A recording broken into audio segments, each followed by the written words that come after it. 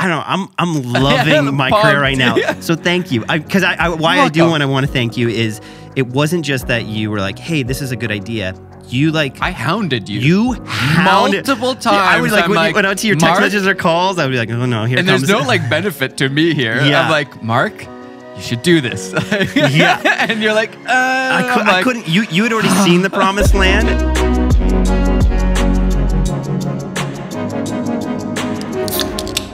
want to really try to drag this out.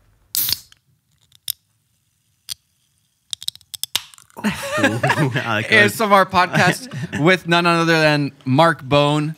Cheers. Cheers. Filmmaker, documentarian, and more recently, YouTuber. Yeah, man.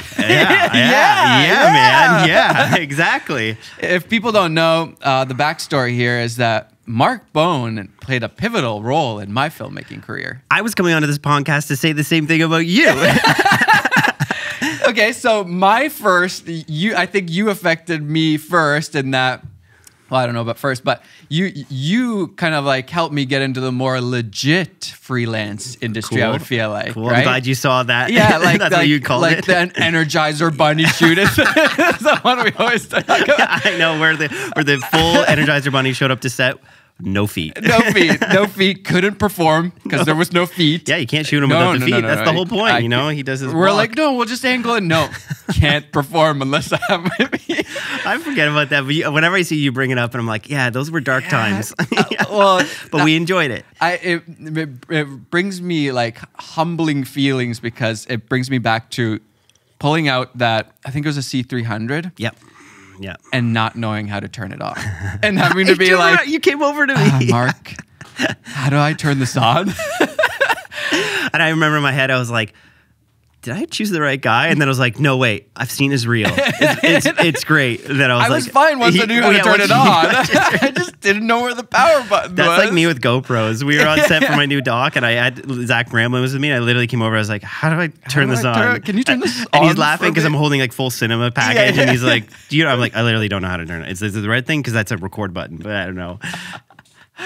Yeah, and that's like, I feel like that was like a pivotal thing. It brought me from like just doing wedding shoots and random little small business videos and that kind of stuff to, we're shooting with Nike. It wasn't big Nike, but it was still Nike. But you know, we leveled up though. We both got to be on set with like DeMar DeRozan, All-Star NBA player. That was fun shooting that commercial. But yeah, no, I think it was like you were opening.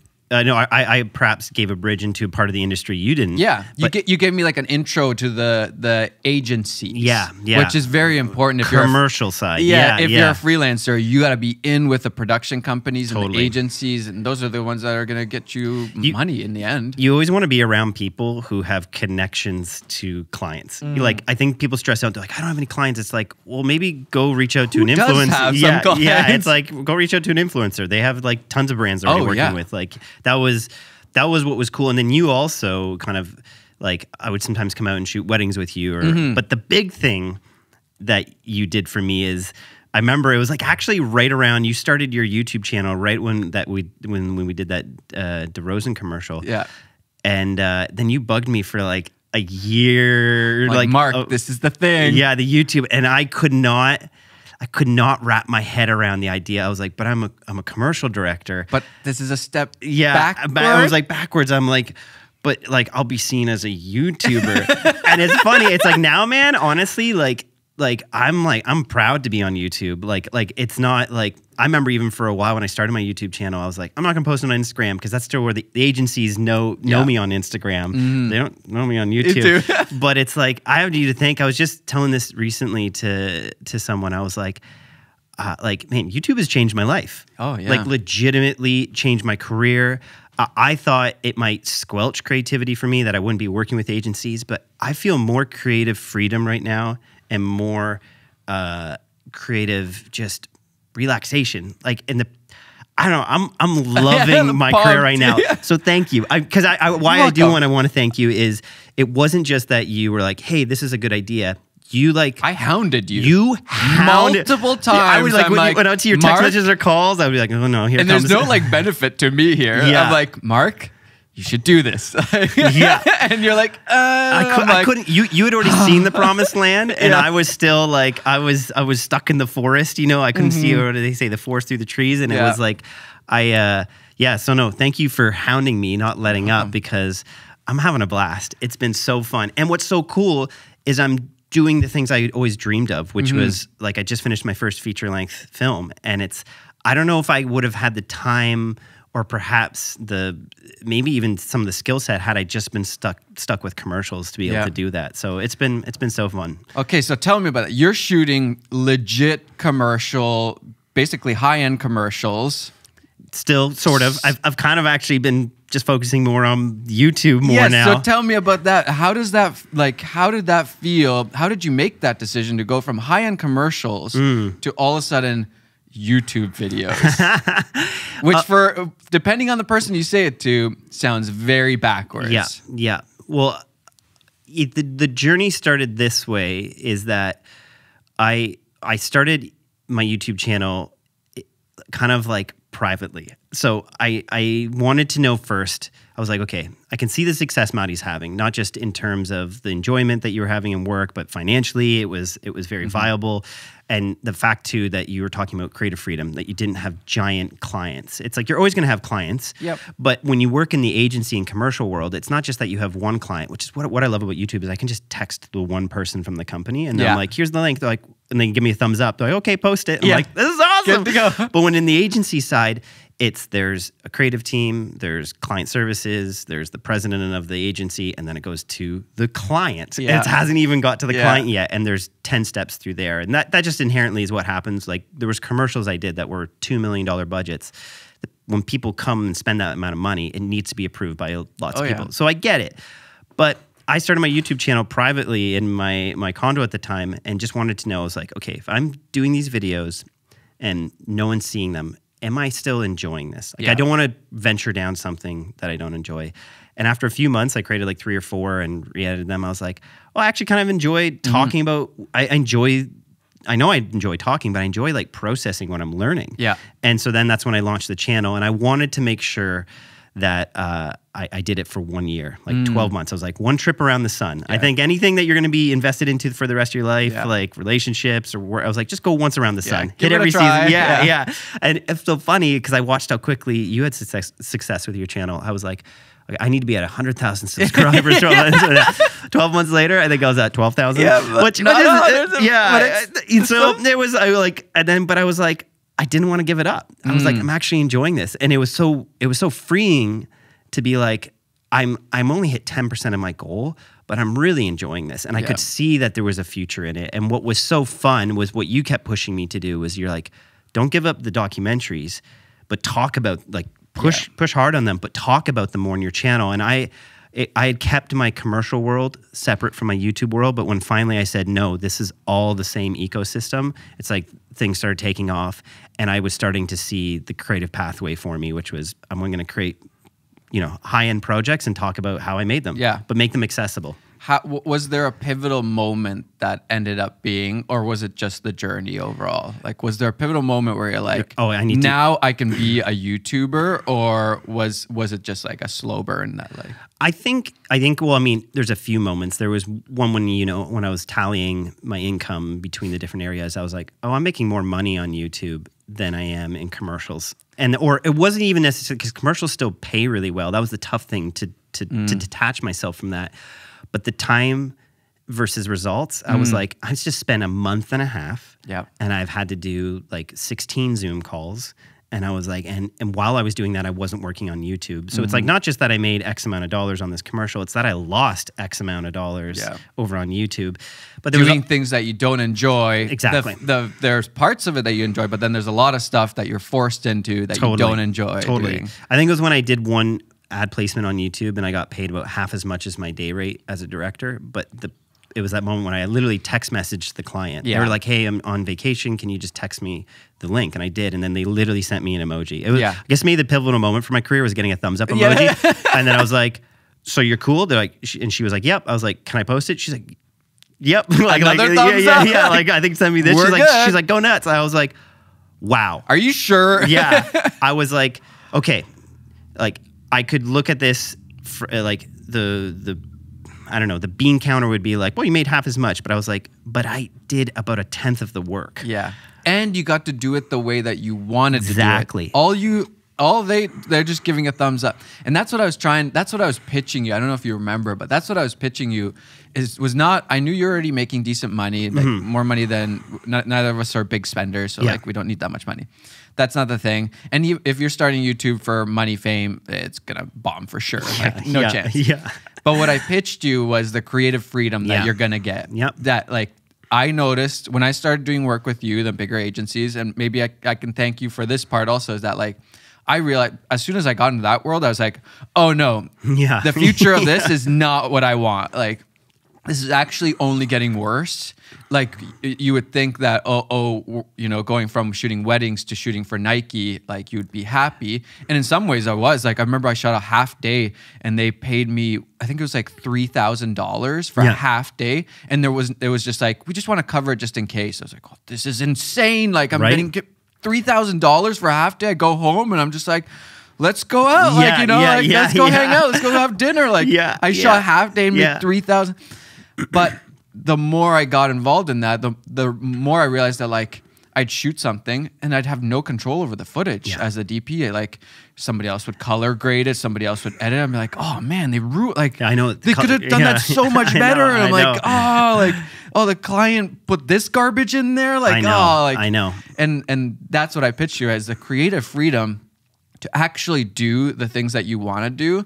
And the lie is that if you follow the formula that everybody else has always done of like starting as a PA and then working their way up to DP and directing, and then someday somebody's going to be like, hey, you want to shoot a documentary? I'll fund it. And that never happens. Never happens that way. Is literally like winning the lottery if that did happen. That doesn't happen. You have to make it happen yourself.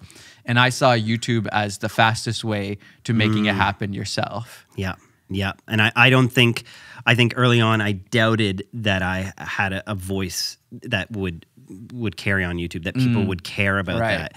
But you remember the first few videos, it's like people would start calling me like, oh, thank you for this. And what I realized is I wasn't actually, I didn't even know how to use gimbals and all that. I was like really honed in on my commercial and directing side. But I found the more honest you are with your experience on YouTube, the more people are so grateful for it, because what unfortunately happens so much in that freelancer part of the industry is you're like, I don't want to share my knowledge because I need to get further than my competitive advantage. Exactly. I want them to hire me, not that guy. Exactly. And so when you take that mentality onto YouTube, it'll just suffer. It's like you can share as much knowledge. Literally, I can say all my secrets as a filmmaker, because what's sad too is I find is like 90% of your audience, only 10% of your audience is actually applying it. And even if they do apply it, they apply it differently. They do it their I can teach my color grading all day long, every day, and you won't color grade like me. No. Your color grade, you see colors differently.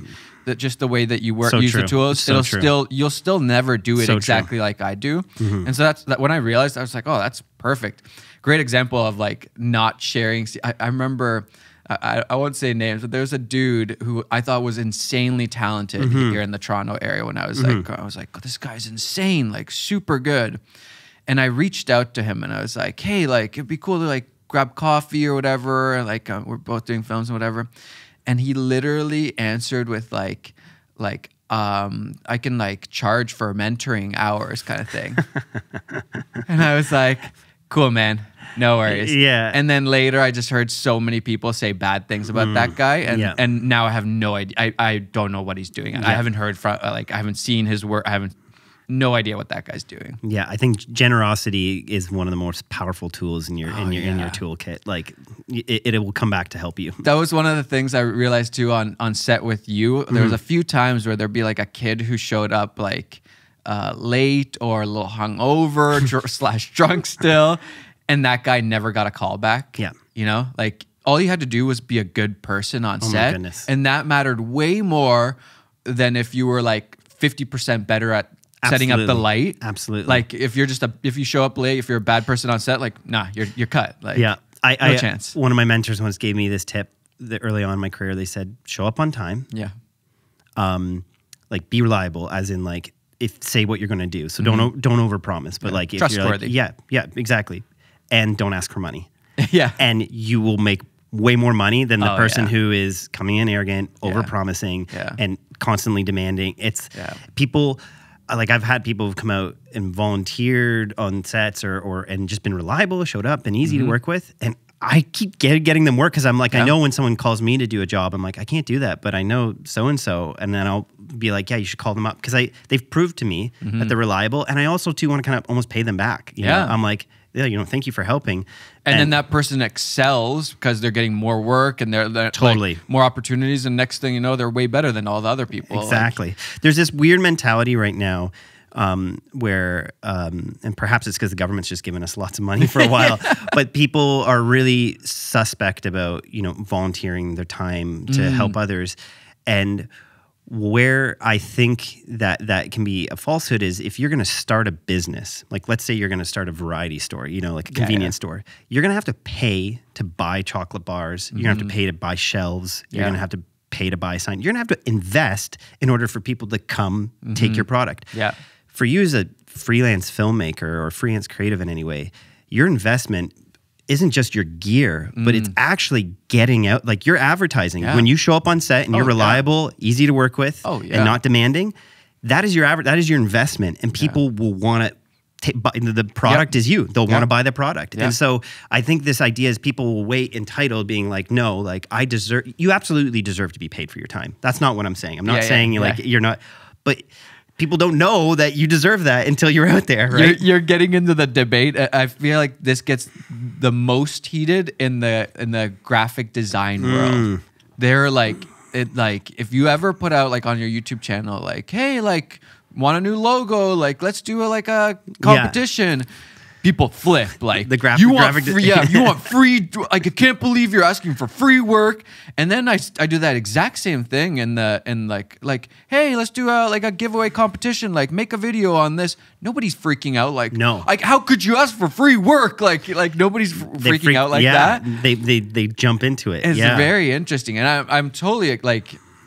I know exactly there's nuance to this, right? Yes. Like if I was just shooting weddings and I wanted to get into commercial stuff and you're like, hey, I'm on this Nike show. I'm like, hey, I will come on set. Don't pay me. Don't let me just come on there.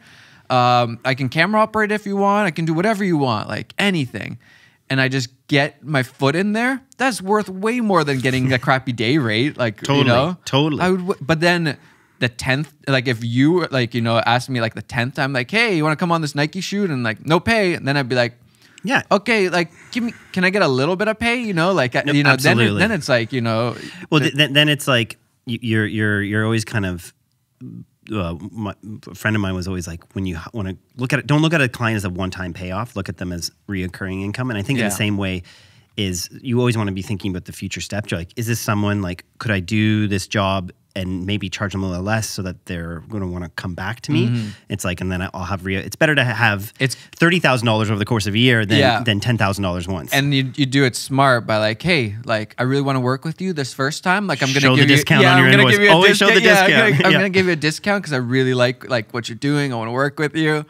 And then just so you know, like my normal rate is this. Yeah. And be really cool about it. Exactly. They feel good, you feel good, and then the next time, like you can still give them a discount if you want, or you can start pushing for your normal rate. Normal rate. But and with that, on the flip side is, if you work with someone and they're like, "Hey, come out for free," you're thinking, "Okay, this is potential person who will hire me." But if you're like we said, if you're the fifth time out there and they're not paying you, then if you're thinking about the future investment, they're not a good investment of your time. They're considerably not recognizing your worth, so move on. Like you want to work with clients who know your worth, but you also want to deliver something worthy.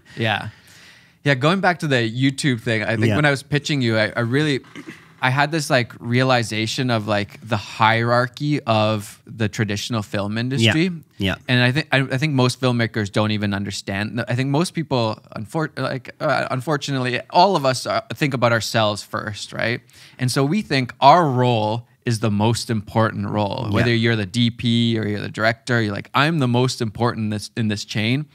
But actually, everybody's just a pawn, right? Like it's like all the way from the PA to the director, everybody's still under the agency, Absolutely. which is under the client, Yeah. which is under their CEOs, which is under the consumer, shareholders, which is under yeah, which is at the whim of the consumer, what they think about the brand. Yeah, so, like everybody still has some, like, and so when I realized that hierarchy, I was like, oh man, I don't want to be a part of this chain of, like, the bigger it gets, the more people there are in this hierarchy, in this chain. Yeah. And that means the less I have to say. And so then I was like, okay, YouTube, I can do what I want. Yeah. I can build my own brand. Absolutely. And now all of a sudden, it's not one-to-one, but instead of Nike coming to me and like, hey, you want, like, you know, or it's not even coming to me, it's coming to the agency, and the agency is like, hey, can you come camera operate, or can you DP this thing? Now it's like Nike and me are like on the same level. We both have brands, and they want a piece of my brand, and I want to work with them, and we're more leveled now. And so I have way more negotiating power in terms of creativity and finances, all of that stuff. And now there isn't this, like, now I have my own employees. And like, there's like a little bit of a chain of command here, but like it's totally different from having outside controllers, multiple of them, who are like controlling when I get paid, how much I get paid, what I get to do, what I get to have a say in, you know? I think we're in this weird time right now in creativity where you have more power when you can bring an audience to the table than necessarily the highest skill set and I think for me that was probably the transition in YouTube, as I was like, oh, I'm actually going to get more opportunities to be creative as a director if I grow this YouTube community than if I just try to grind it out every day and try. And the problem is you're always trying to convince agencies to do the work you want. And the two worst things for creativity is fear and a closed mind. And unfortunately, what happens when you work with agencies, there's amazing creative people, and I'm not disparaging agencies, help me pay for my rent and get into this industry. I really do love the people in them. But it's a bit of a broken system in some ways right now, because closed mind and fear. The fear, they're always scared of losing the client. They're scared of getting fired.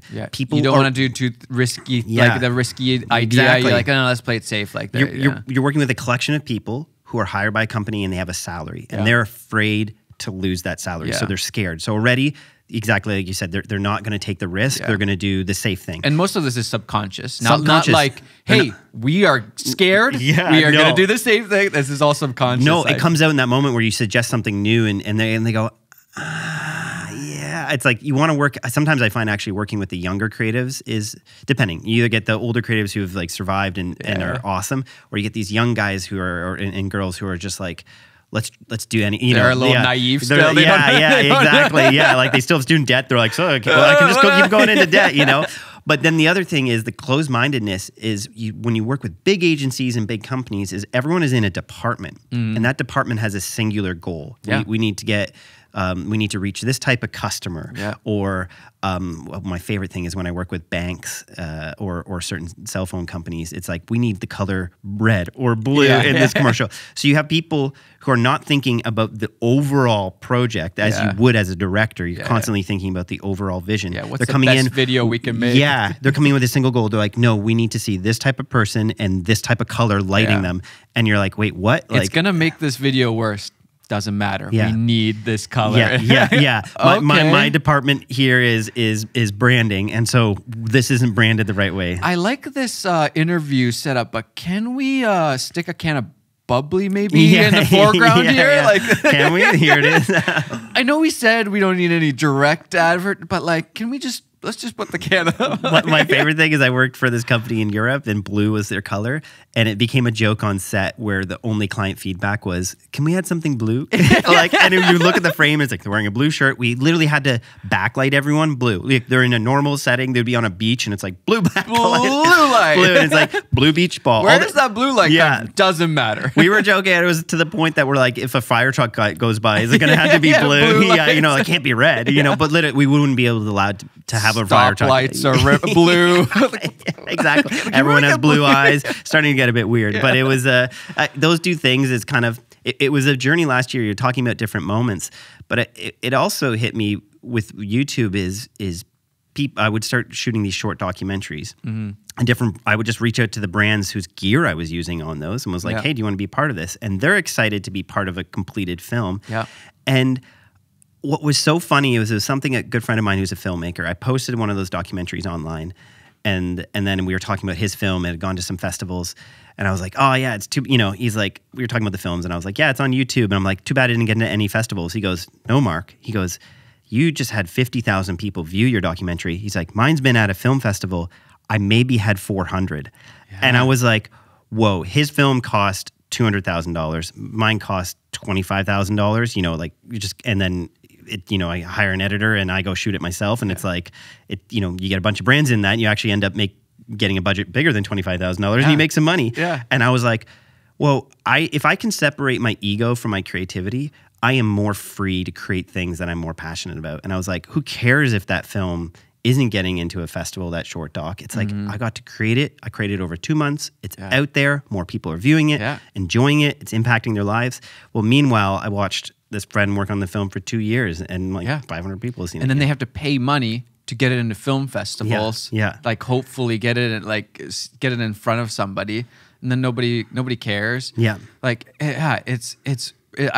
that's the reason why I hounded you, is because it makes me feel bad. Yeah. It makes me feel bad seeing really talented people.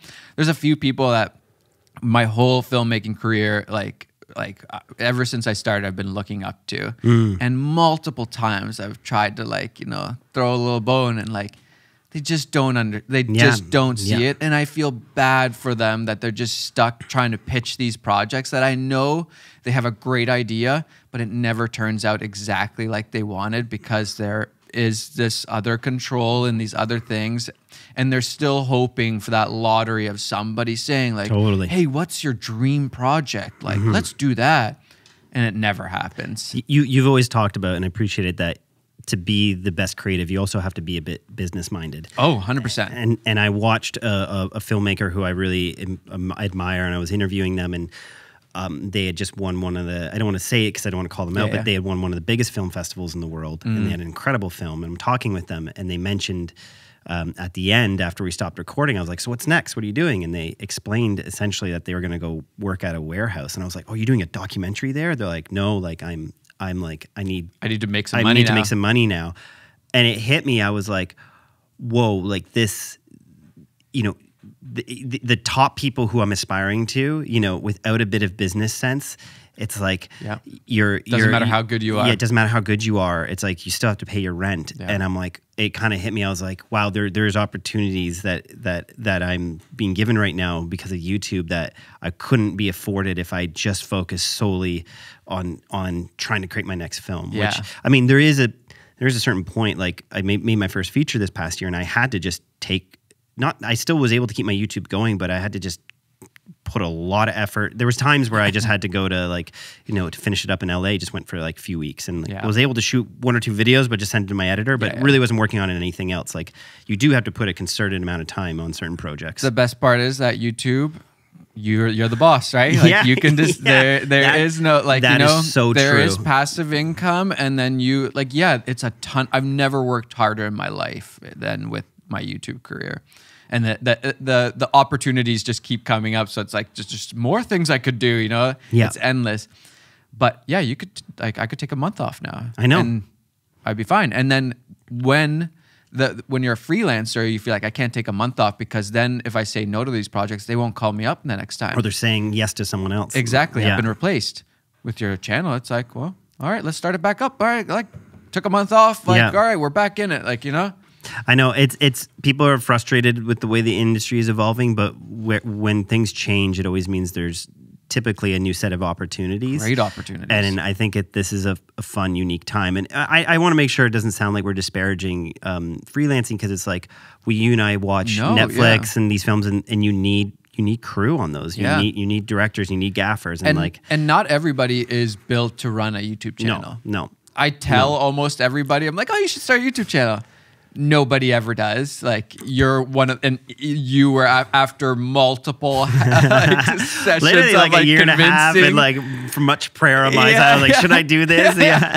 like you're one of the few, my younger brother, after much hounding, like he like, other than that, there's not. Wow. Like, you know, out of the hundreds probably of people that I've told, like, hey, you'd be good for a YouTube channel. And like, I think somebody like you who's really good at something and is starting to get known or is known in an industry, it's almost the hardest for those people, even though they're primed and the best candidates to start a YouTube channel. Absolutely. It's the hardest for them because of that. It feels like a step backwards. What are they going to think of me? They're going to think I wasn't, you know, good enough. I didn't cut it. That was the insecurity I had. I had to give up and go for a YouTuber, you know, like it's like all of that ego stuff. I know that was the fear for me. Oh, so much. I'm so glad to be rid of that. But I used to be so worried. I was like, what are my friends at the agencies and these production companies going to think of me running a YouTube? But it was like 4 months into running my YouTube channel. I'm glad it happened this early. I went over for dinner with a really incredible creative here in the city who was like the top at the agency they're at.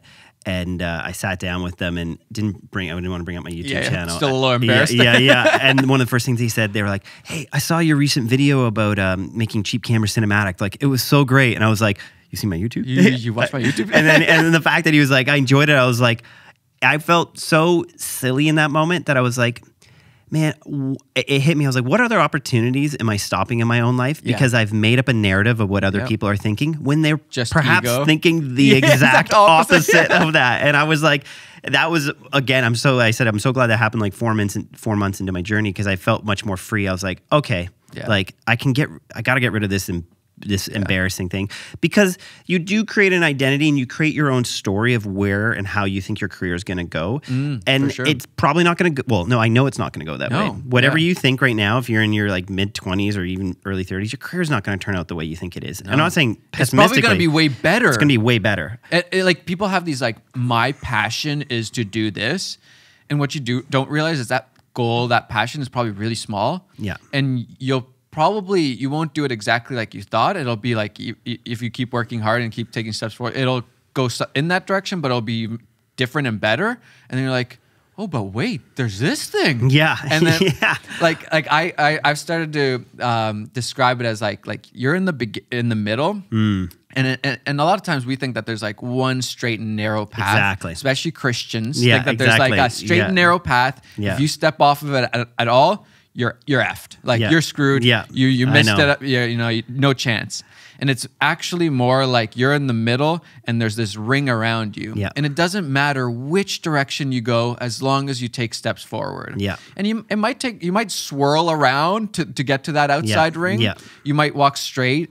You might take, you know, like you could have started a YouTube channel right away. Maybe that would have gotten you there faster. But as long as you're taking steps forward, you're going to get to that ring. Totally. And then when you get to that ring, you're like, oh, wait, there's another ring. Like there's a exactly. Oh, what is that one? That's sick. That's so I like that. That's so true. And then as long as you take steps forward, eventually you get to that place, and then lo and behold, there's another one. You're like, no way. Like it can get better than this. It can get crazier than this. And to have that anticipation is good. I think a lot of people are pessimistic, so they won't. They're like, I'm not gonna. You know, things haven't gone well in my career, so I won't do this thing. I won't start this new brand or end this adventure. But I love your energy, because it's even inspiring me right now hearing that. I'm like, yeah, there's more rings on this tree. You know? Like there's more. I think, you know, you mentioned like the straight and narrow. It's like someone once told me that like God's will is wide, where we've always said the straight and narrow. And the idea is that like you can. If you're, you know, walking with God, if you have your faith, it's like you can go anywhere. You're like, this idea that there is only one path is hilarious. It's hilarious. It's funny how my mind expands. Like I used to think straight and narrow. And I was like, it's more like a spider web. As long as you're going in that direction, you're good. And now I'm like, circle. Anywhere you go, as long as you're moving forwards, like you'll get somewhere really cool. Totally. And that's like ultimate freeing, I think, for like, especially when you're younger and you're like, should I go to this university or this university? Oh my gosh. You know, like, who cares? Just go. If you think that university is the best way to go forwards in your career, then go there.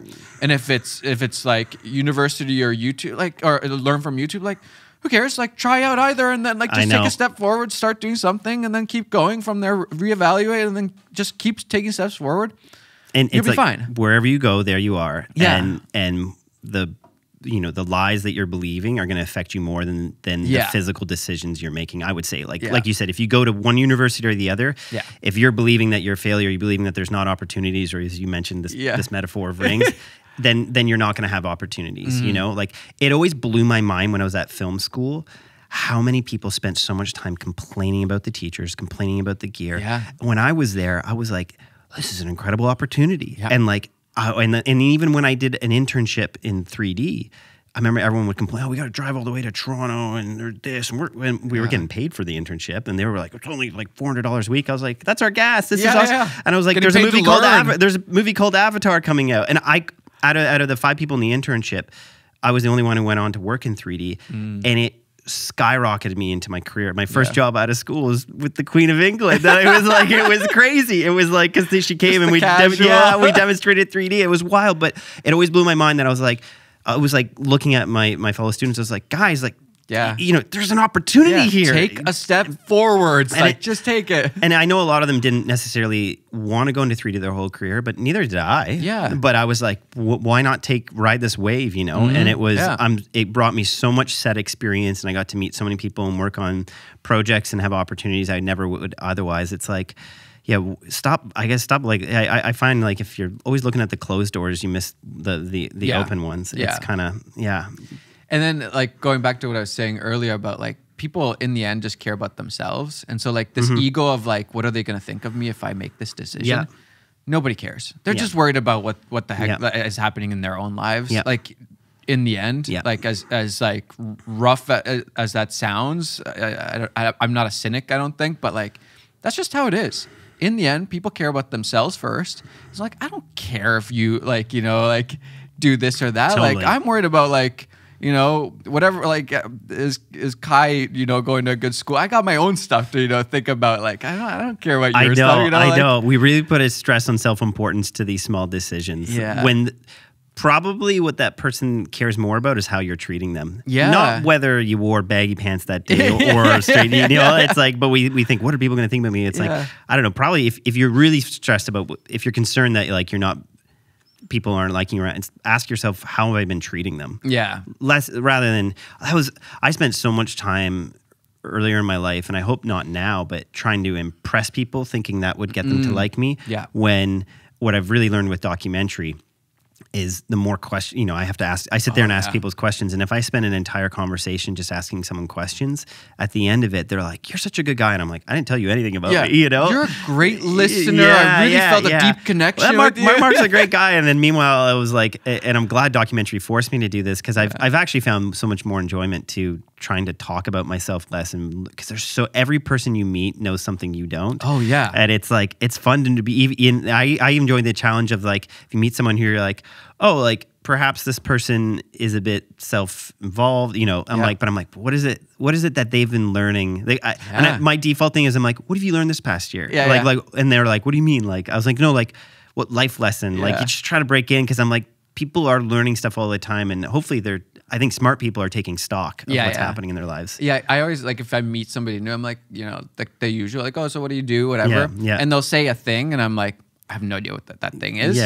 And I'm like, tell me, what is that? What is like, what do you do like every day? And so like, I want to learn. And for them, it's like, no, I just do this stuff. And it's like, I don't know anything about that. Like, what is that? Like, I've never heard of this. I didn't know this was a job. It's so cool. And like, then you learn. Asking questions is like the #1 way to make friends and to be likable. Man, it's so easy. Like, so many of my films I've come through stumbled into them because I've just been talking to someone, being like, I was like in Dominican and being like, who's that guy over there? We were at a beach once, and he's a paramedic. I was like, oh, like what's he do? And then I found out that there was no 911 in Dominican. I mean, there was other circumstances that brought that project on. But it was, you ask questions, and then I was like, wait, there's no 911 here? And they're like, and that guy's a volunteer paramedic? I was like, I want to know more about it. So I went and met with him that night. He took me around their volunteer paramedic place, and I was like, I want to make a film about you. And I did.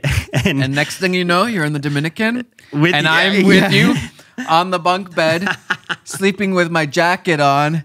There's no like camera on your chest. No, no blankets or anything like that. I'm like trying to stay warm, and then alarms go off, and then we pick up our cameras. It's like, I don't know what time it is in the middle of the night, and we hop into a makeshift, like an old catering van that was made into an ambulance. That's an ambulance, and they're putting on their fire gear, which they don't really have. Like, it's just I forgot about this. And there's like a fire, and we're like, oh, what's gonna happen? Like these kids, I look over, and it's like a 16, 17-year-old kid, incredible, who's going into a fire. I'm like, this is crazy. Like, what is happening? What is happening? I know the irony too that we were joking that next morning. We're like, we're in one of the hottest countries we've ever been to, yet we're the most cold. We were there in rainy season, and we're like the silly gringos who are like, whoa, we're wearing a t-shirt. Yeah. And then you're there, you're like, I'm really cold. Yeah. Well, I want to ask you that though, Matti, you know, because I was just talking about that. What have you, in this past year, what's been something that, you know, you've really taken, like a new lesson you feel you've experienced?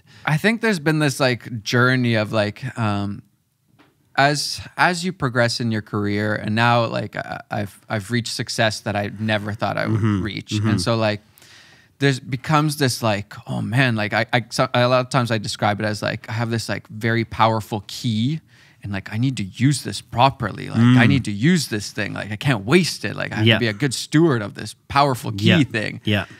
And then you can go overboard with that. And like the more you succeed, the more it's like, oh, you could do that. Oh, you could do that. Like, hey, do you want to be a part of this? And there's like so much.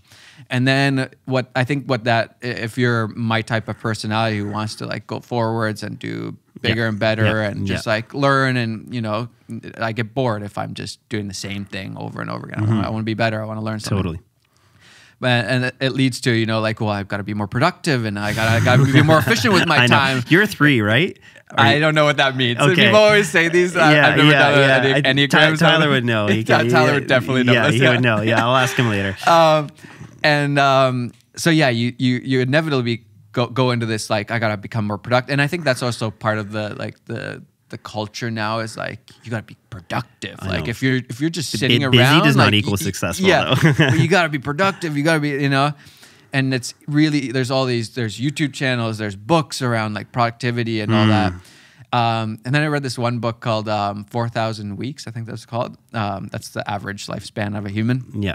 And it's like a productivity type book, but the whole point is like, you will never be able to do all the things you want to do in life. Yeah. Like, and in all areas, not just your career, but like, you know, in your vacation, you want to do all these things. You don't have enough time. In your retirement, there's not enough time to do all of the things on your bucket list. If my to-do list every day are indicative of like a life's journey, I put way much expectation into one day, you know? And even if you got like your bucket list done, there would be 10 other things that you discovered 10 more things. There's always going to be more. Yeah.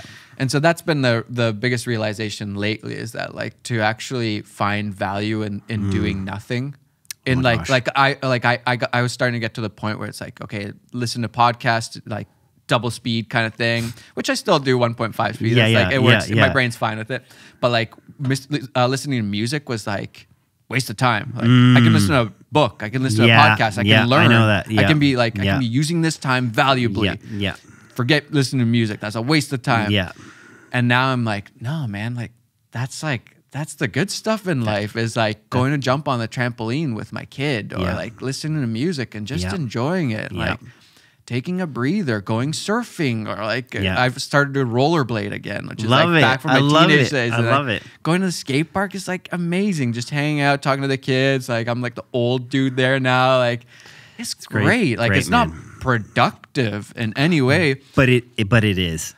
That's why in hand quotes, I'm doing hand quotes. It's not productive, but I feel incredible after. Way more incredible than if I spent 4 hours working and being productive in the sense that society means it now. Like, and so that's been a big realization. Just like trying to learn, which is so. It's like if my young self was hearing this, you'd be like, "You're an idiot!" Like trying to learn to do nothing. Like what kind of a moron are you? Like, my goodness, I used to bring a pillow to film school so that I didn't have some nights that I would sleep over in the edit suite, because I was like, if I drive home and shower and all these human things. I was like, I'll lose an hour and a half of editing, but if I can do an hour and a half in editing, I can finish it. And it's like, I gotta stop sleeping less. Start sleeping less. And there is a season. Like I was 21 doing that, and I think that's like. But I'm so with you. I read this great book, The Ruthless Elimination of Hurry, at the beginning of the pandemic. And really, there's been a few books that I would say like. It's such a cliche thing to say, but it truly changed my life. Yeah. Where I was like, you need to be ruthless taking out hurry. And it's like the author, John Mark Comer, he'll do things where, a few times a week, he will not drive to work, even though it's really inconvenient. Yeah. But he gets in his car and he gets hurrying. And it's like ruthlessly eliminating hurry in his life. Yeah. And I think there's like two kind of great metaphors for me that helped me realize this is like, one, it's like when God created the earth, he took a day to rest. So it's like, if he had to rest, then why do I think I'm special and I don't? He took a seventh day, there's a Sabbath, and that's just across cultures, like whatever day that is, even like take religion out of it. Even if you don't believe in a God or anything, that is like still valuable. And why is it in like every religion? I feel like there's some sort of Sabbath, like right? Take off a day, like totally take a break, yo. Totally. And even the way our body, like the way humanity was created, like if you don't even believe in a intelligent design, it's like, think about just us evolving this way. We need sleep. Why is that still 1/3 of our life is spent with our eyelids closed, laying down? It's like you will literally die. You would die if you do not sleep. If you do not sleep, exactly. And so I used to think too. I used to do triathlons, and I didn't do them very well. But I kind of like the Benjamin Franklin quote, like if you fail to plan, then plan to fail. Like I would just go in with my training and just be like, if I'm doing more, I'm going to be getting better. So I would my whole thing was like, got to do two things because it's a triathlon. You have to do three things. But if I'm going to train, if I'm running, I need to swim that day. If I'm swimming, I need to bike. And then I just go out and do chaos. And I was like, as long as I'm exhausted at the end. So I go out and just bike like crazy up hills and then run really fast around the track. And then the next day I'll just swim as fast. I had to be beating everyone. And it felt amazing for the first few weeks. I was like, I'm productive. I'm doing stuff. But then it happened 3 years in a row. I only did triathlons for 3 years. There would always be like partway through the training season, it felt like a bad dream. And that where in your dream you're like running through quicksand. Suddenly on my runs, it was actually really freaky. I even went to the doctor. I was like, something's happening. He's like, and then he was like, I know, you checked my vitals. He's like, you're fine. But it was like I spoke to a trainer and he's like, you're overtraining. And I was like, that's not a thing. Like he's like, you're overtraining. Have you heard of a thing called productivity? Yeah. I was like, yeah, exactly. I'm like, you're not an entrepreneur. I read a book. You're not an entrepreneur. There's like, I've heard of book titles that are like 25 hours in a day. It's like, it's good to be efficient, but it's also, I think, good to have rest. But I guess that applies to bring that back is like, I was getting slower and and my triathlons in the end were not good. And what it was is I was overtraining. I was exerting too much energy and I wasn't resting and I wasn't actually, I didn't have a great diet. I just thought if I'm training more, I can eat whatever I want. I think the same applies to our life. Or same applies to our creativity. The same, if you're overworking, it's diminishing results.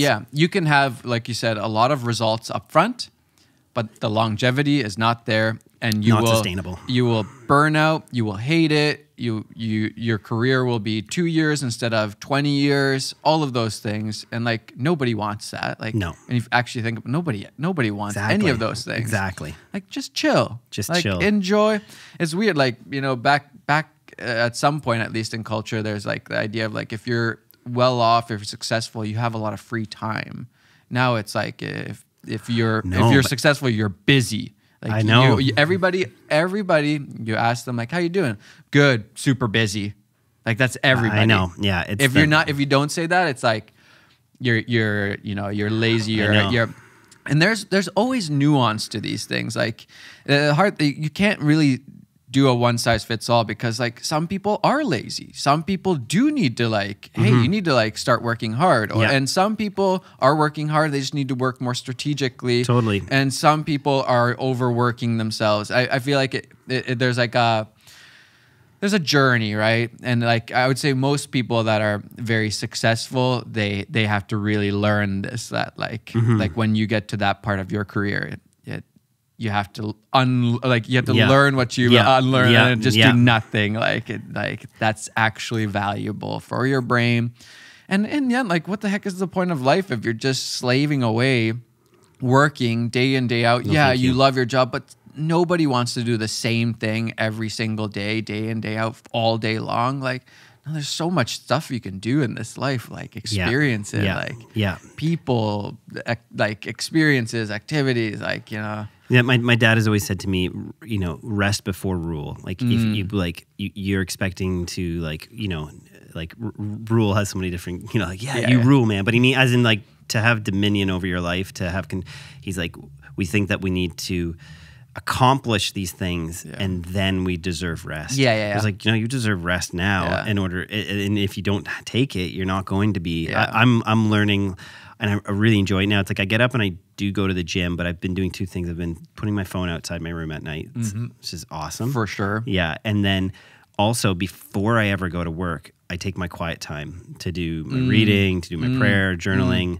And it's like, I've realized how much it impacted the day. Where I was like, I used to do my journaling at night right before bed. And it was like this thing at the end of the day. I had no energy. And I was like, what am I doing? Like, how do I actually think I can successfully produce the day, love the people around me, and be generous with my time and efforts and be strategic if I'm not actually like, it's a weird mentality, but I crave it. I crave that rest at the beginning of the day. But it's like I just woke up, but it's like my body rested, but now I need my mind and soul to rest before I can actually go attack this chaotic day. And it's great because when you change that mind, that mind shift happens, like you enjoy every part of your day way more. Like there was a season where I would like wake up, I got kids, I like, you know, take care of, like, you know, get them like what they need, you know, change diapers, feed, whatever, help with all that. And it's like, okay, I got to go to the office, listen to the podcast, make use of that time, get to the office. Like I only work here. Like it's just like work. I got to get stuff done. And then it's like, okay, back home, podcast or whatever, audiobook, listen, make use of that time, quickly go for a run or whatever, workout, and then back, like kids and all that stuff. Like, and it's just like one thing to the next. I don't have time for anything. And then like now it's like I go to you know, like back then if I went to like you know, go grab some food and it's taking a while, I'm like, oh man, I know, wasting right? time. Come on, like don't you know, like, you know, you're wasting my time here. Now I'm like, I'll just start talking to the like, and that like I'm an introvert, like, but like, I'll just start talking to them. Like, oh, so like, how's business? Like, oh yeah, we started, you know, 3 years. Oh, that's interesting. Like right during pandemic. Like, yeah, it was super. And then I feel way better. About that whole interaction, that whole thing. I leave feeling great about life. Whereas if I was like, come on, like, guys, like, you got to be faster next time. Like, I would leave stressed out, feeling terrible. And then inherently angry with a business that like is up against their own. It changed nothing in terms of like me getting the food fast or anything like that. Everybody just leaves feeling terrible, and now I feel bad going there the next time. They hate me. They're going to give me worse service. They're going to spit in my food. The one thing I've learned is like, if you go to an airport, especially an airport, they'll spit in your food. No. They will spit. Yeah, guaranteed spit. All you need to do is be like a normal level of politeness. Like, hey, how you doing? Like, busy day today? Yeah. And like to like one of the like, any clerk, any worker, and they love you. Because they're used to people being so stressed out and just being like angry all the time. I know, right? Yeah, the airport is this like, you know, in Germany, there's this album I used to listen to when I would study that the Germans, I love their engineering. They got this one musician to create like the least stressful music ever.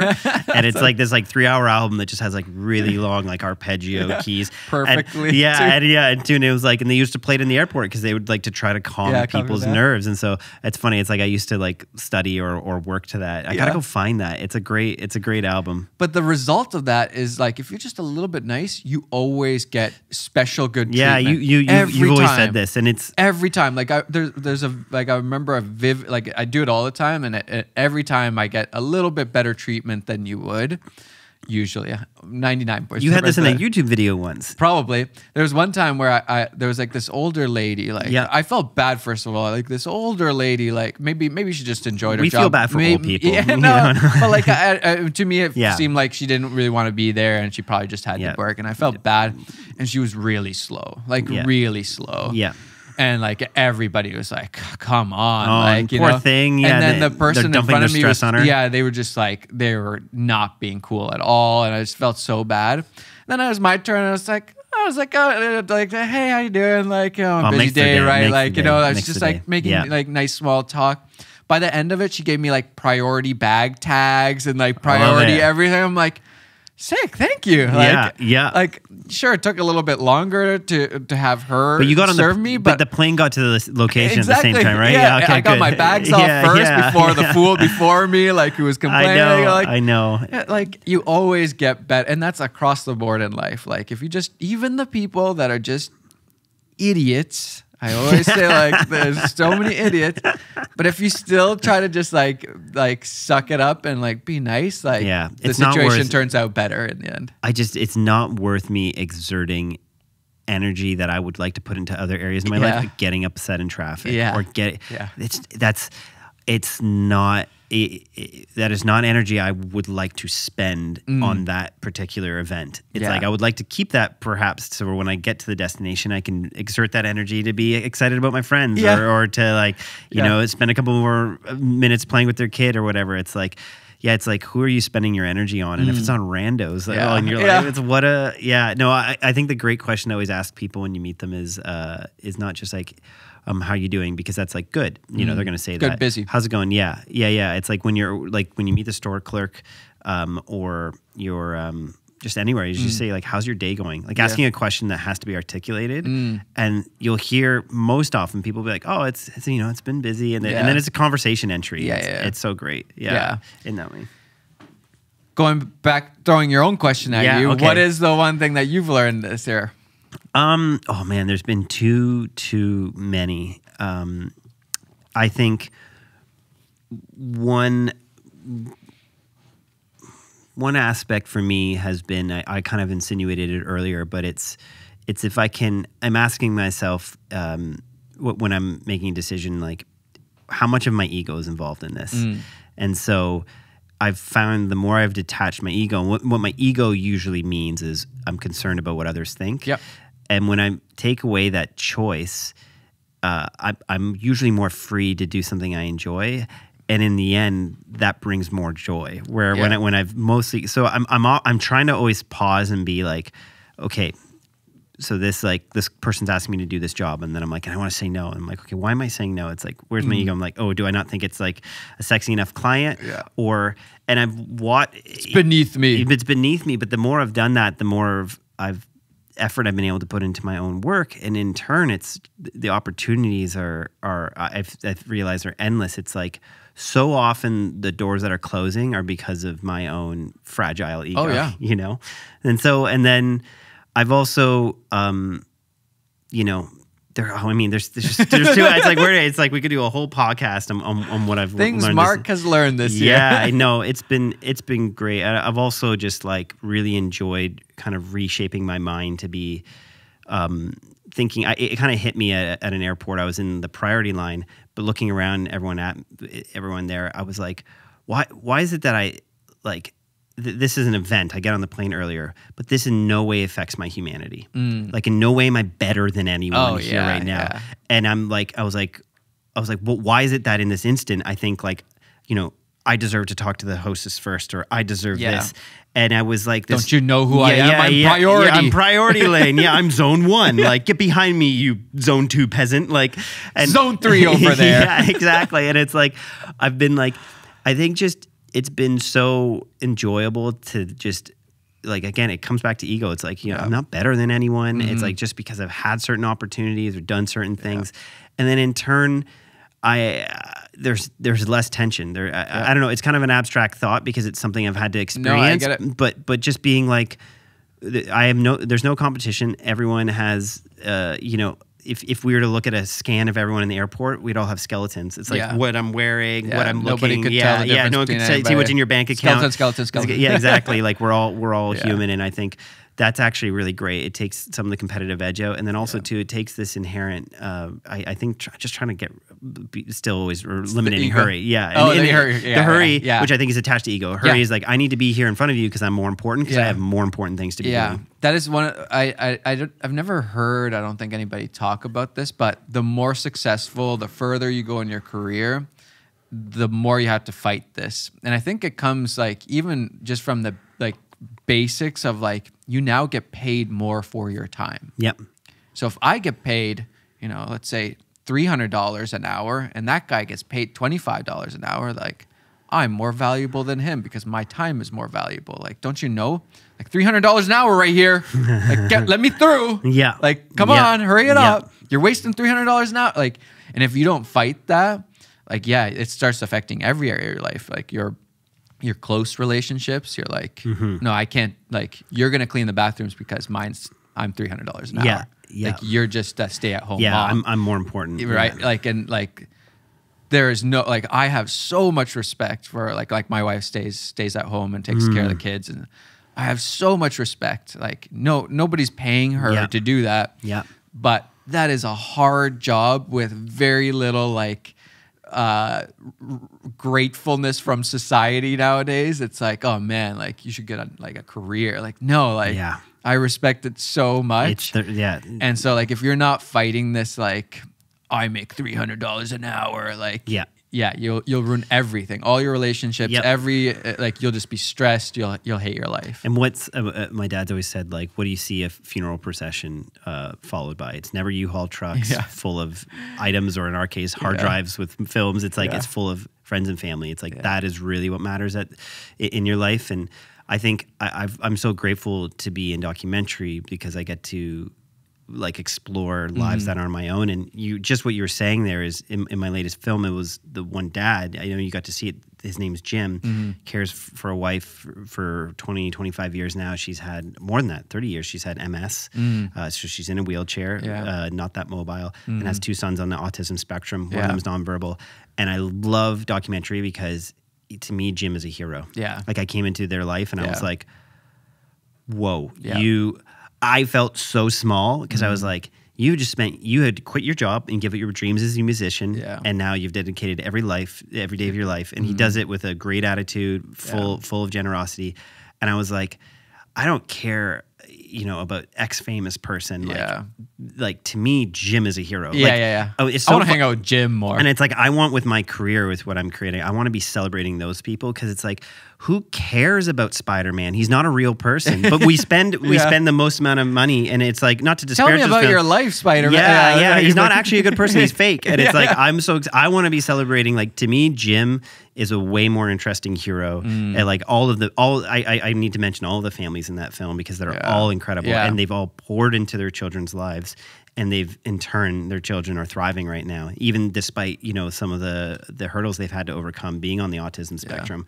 So I don't know. I'm kind of like reshaping my brain. It's like, there's people I've aspired to want to be like, or I keep hitting this mic here. It's my first day.